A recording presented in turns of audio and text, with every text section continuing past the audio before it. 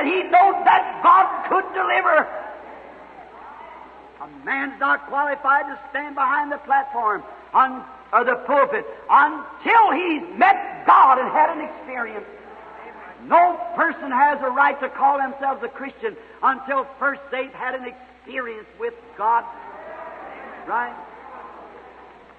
It was Abraham.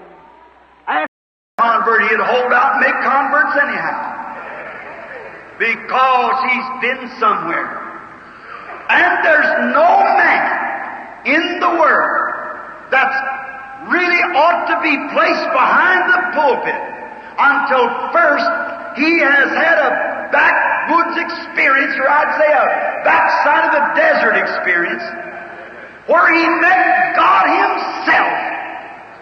A man that's ever met Christ face to face upon the backside of the desert like Moses did is never the same from that time on. All theologians can raise today, they can explain the days of miracles are past by the Bible. The infidel can rise and take the Bible and prove to you there's no God. And the Methodists can prove they're right. The Baptists can prove the Methodists is wrong and they're right. The Pentecostal can prove they're all wrong and they're right. But there's a whole lot can be proved about the Pentecostals too. You know what? That's absolutely hypocrisy. Yes, sir. Man has got no business in this pulpit that gets out there and rock and roll and boogly-woogly and all that kind of stuff. He hasn't got one speck of business behind here. This is to the priesthood, the call of God.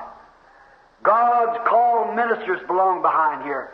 And don't belong back here for such as that. That's what's the matter with it today. They've made the church no more than some lodge. Lodge is all right. If you want to do that, that's up to you. But let me tell you, there's a lot of difference between a lodge and a church.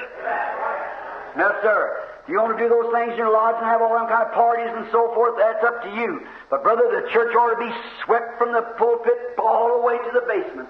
That's right. I don't mean swept with the new windows and so forth. I mean with an old-fashioned God-sent revival that'll scatter the thing from one side to the other. Yes, sir. Like turning a electric light on a bunch of roaches around a cob of an apple. Yes, sir. They'll scatter when the light flies. Now what? Here to there. It's not a letter, it's a birth. Amen. Get born again and then you belong up there. Notice, but Noah, as persistent as he was, he had heard God. And one day this runaway prophet, back on the backside of the desert, he really come on them sacred sands to where every minister ought to come. No matter how many doctor's degree he's got, a professor of college, or whatever he may be, he has no business behind the pulpit until first he's caught on them sacred sands between him and God alone, that he's got an experience with God that no scientist in the world could ever hammer away from him.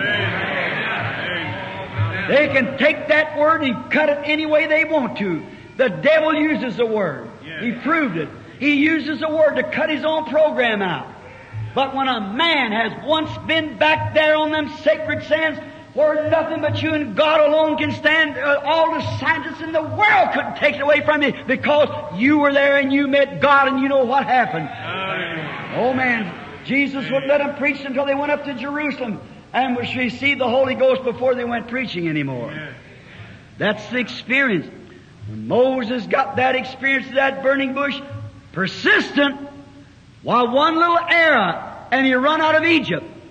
And notice, out of the will of God, he went down there and killed one man, and it was held against him, and then God went down with him and killed the whole nation, and it was a glory. That was the difference.